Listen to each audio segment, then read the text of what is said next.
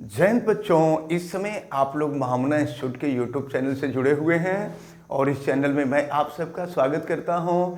आज हम लोग class 11th physics Hindi medium NCERT book के 10th चैप्टर तरलों के यांत्रिकी गुण यानी मैकेनिकल प्रॉपर्टीज ऑफ लिक्विड्स के अंतर्गत आज बहुत महत्वपूर्ण टर्म पढ़ने जा रहे हैं और वो हम लोग पढ़ने जा रहे हैं द्रव के भीतर आधिक्य दाब। देखें, मैं आपको बता दूं कि अगर द्रव की कोई बूंद हो और देखें हमने मान लिया कि कैपिटल आर त्रिज्या का द्रव का कोई बूंद है, तो मैं आपको बता दूं कि बूंद के पृष्ठ पर पृष्ठ तनाव के कारण अंदर के तरफ इस पर वायुमंडलीय दाब काम करता है, लेकिन अंदर के तरफ जो दाब होता है वो बाह्य दाब से अधिक होता है, जिसके कारण बूंद की त्रिज्या में डेल्टा आर की वृद्धि हो जाती है। और जरा ध्यान पूर्वक देखें, अंदर जो दाब होता है बाहर के दाब से अधिक हो जाता है, यानी किसी भी बूंद के अंदर जो दाब होता है वह बाह्य दाब से अधिक हो जाता है, जिसको हम लोग आधिक्य दाब कहा करते हैं।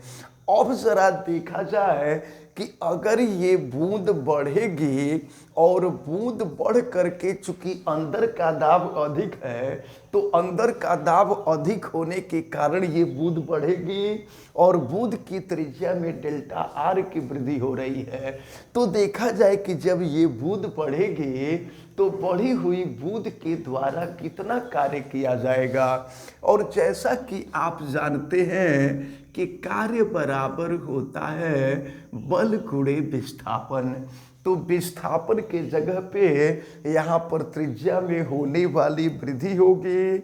और आप जानते हैं कि P बराबर हुआ करता है F बटा में A, यानी F बराबर हो जाएगा P इंटू ए। यह P ही आधिक्य दाब है।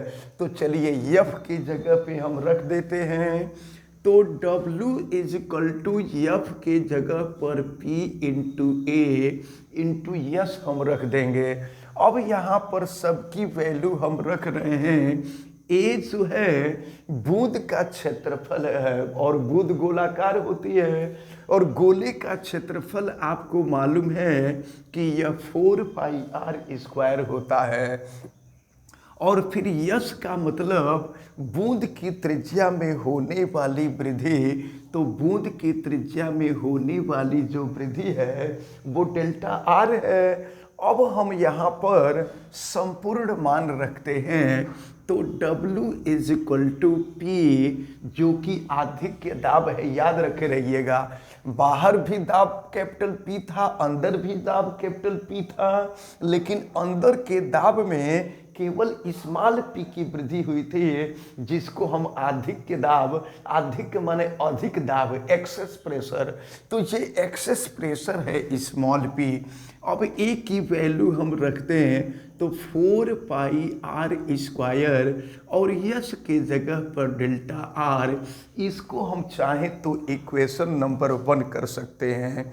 अब जरा हम ध्यान पूर्वक देखें कि यहाँ पर जब आधिक्य दाब लग रहा है तो आधिक्य दाब के कारण देखिए, पहले बूंद की त्रिज्या कैपिटल आर थी, जब अंदर से दाब लगा तो त्रिज्या बढ़ गई और आपने देखा है कि यहाँ त्रिज्या में होने वाली जो वृद्धि है वो डेल्टा आर है, यानी पहले की त्रिज्या कैपिटल आर है और बाद की त्रिज्या capital R plus delta R है। तो हम जरा देखें कि क्षेत्रफल में कितने की वृद्धि हुई। तो यह ज्ञात करने के लिए ये छोटी जो बूंद है, यानी बूंद की आकृति जब छोटी है तो उसका क्षेत्रफल निकाल लें, जब आकृति बड़ी है तो उसका क्षेत्रफल निकाल लें, और बड़े वाले क्षेत्रफल में से छोटे वाले क्षेत्रफल को घटा देंगे तो पता चल जाएगा कि क्षेत्रफल में कितने की वृद्धि हुई।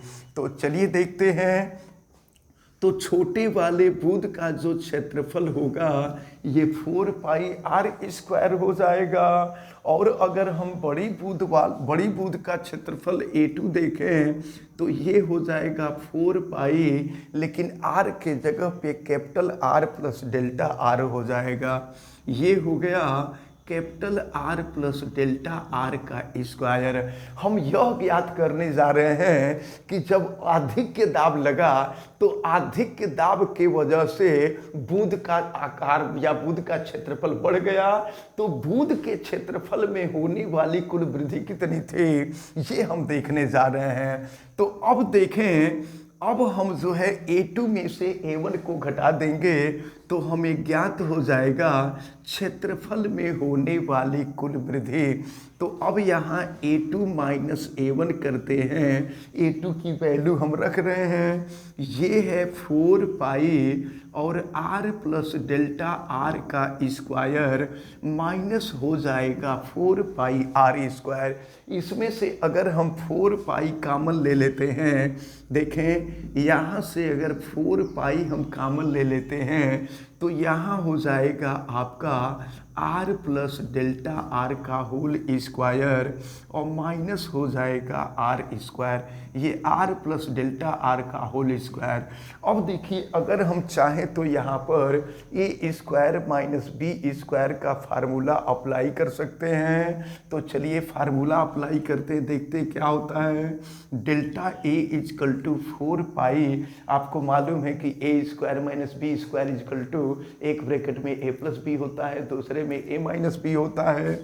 तो r plus delta r plus r एक ब्रैकेट में हो जाएगा और दूसरे ब्रैकेट में हो जाएगा ये आपका r प्लस डेल्टा r और माइनस हो जाएगा r। अब ज़रा ध्यान पूर्वक देखें कि अब वैल्यू क्या मिलती है। तो अब ये हो जाएगा r से r कैंसिल हो जाएगा।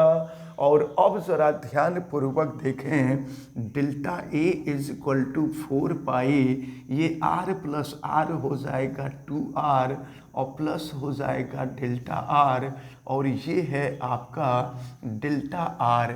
अब देखें, अब हम यहाँ पे इसको सॉल्व करते हैं तो देखें ये 2r जानते हैं क्या है, त्रिज्या का दोगुना है, और डेल्टा r क्या है, त्रिज्या में होने वाली वृद्धि है। ये 2r की तुलना में डेल्टा r का मान बहुत ही कम होता है और जो मान बहुत कम होता है उसको हम नगण्य कर देते हैं, छोड़ देते हैं, नेग्लेक्ट कर देते हैं। तो delta a is equal to 4 pi और इंटू हो जाएगा 2r और ये डेल्टा r अकेले है तो इसको नगण्य नहीं करेंगे, लेकिन 2r के साथ है तो 2r की तुलना में डेल्टा r का मान बहुत कम है, इसलिए हम इसको नगण्य कर देंगे। तो अब देखिए क्या हो जाएगा, डेल्टा a इजकल टू ये हो जाएगा 8 पाई r और इंटू हो जाएगा डेल्टा r। तो इस प्रकार हमें जो ज्ञात हुआ है ये क्षेत्रफल में होने वाली वृद्धि ज्ञात हुई है। लेकिन हमने आपको एक फार्मूला बताया था, पृष्ठ क्षेत्रफल बढ़ाने में किए गए कार्य का फार्मूला, डेल्टा W या कह लीजिए W इज इक्वल टू ये होता था आपका T इंटू डेल्टा A हुआ करता था। पृष्ठ क्षेत्रफल बढ़ाने में किए गए कार्य का हमने फार्मूला यहाँ से निकाला था, तो W is equal to T into delta A। तो W is equal to T और डेल्टा A की वैल्यू हमने यहाँ से निकाल दिया है, तो ये हो जाएगा आपका 8 पाई r और इंटू हो जाएगा डेल्टा r। अब आप ये जो है समीकरण नंबर 2 है। अब ज़रा समीकरण 1 में देखें तो समीकरण 1 में जो था ये आपने देखा था किया गया कार्य और समीकरण 2 में भी आप देख रहे हैं किया गया कार्य। तो समीकरण 1 और समीकरण 2 की तुलना करें तो दोनों का जो लेफ्ट साइड है सेम है। तो अगर दोनों का लेफ्ट साइड सेम है तो दोनों का राइट साइड भी सेम हो जाएगा। तो राइट साइड सेम हो जाएगा। तो चलिए दोनों के राइट साइड को हम बराबर करते हैं और बराबर करके फिर यहाँ सॉल्व करते हैं। तो ये p into 4πr² into delta r is equal to t into 8πr into delta r।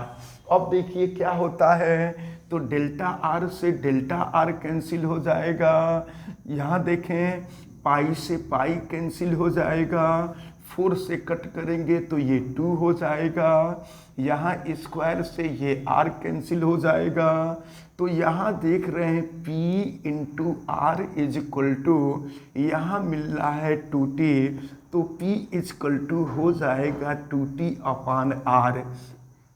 तो ये द्रव के बूंद के भीतर आधिक्य दाब है। हमने आपको बताया था कि जब केशिकात्व बता रहे थे तो केशिकात्व में हमने आपको बताया था कि केश नली में अगर जल है तो जल का पृष्ठ अवतल होता है और अवतल पृष्ठ के नीचे का जो दाब है ऊपर के दाब से 2t अपान r कम होता है।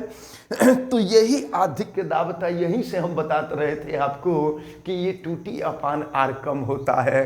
अब एक बात आप समझ लीजिए कि अगर मान लीजिए ये तो बूंद के भीतर अगर द्रव की कोई बूंद है और आपसे कह दिया जाए कि द्रव के बूंद के भीतर आधिक्य दाब की गणना कीजिए, तो आधिक्य दाब की गणना हम इस सूत्र की सहायता से करेंगे।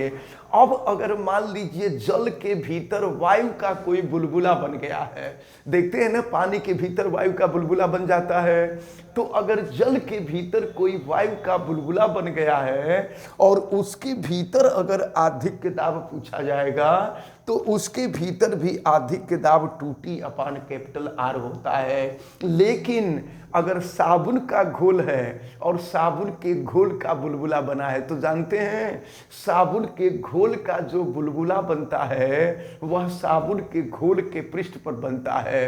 बुलबुला द्रव के भीतर नहीं बनता है, द्रव के पृष्ठ पर बनता है। और वह बुलबुला जितना ऊपर के तरफ होता है, आप जरा ध्यान दीजिए कि साबुन के घोल का जो बुलबुला बनता है वो बुलबुला आधा ऊपर के तरफ होता है और आधा नीचे के तरफ होता है। ऊपर वाला हमको दिखाई देता है, नीचे वाला नहीं दिखाई देता है।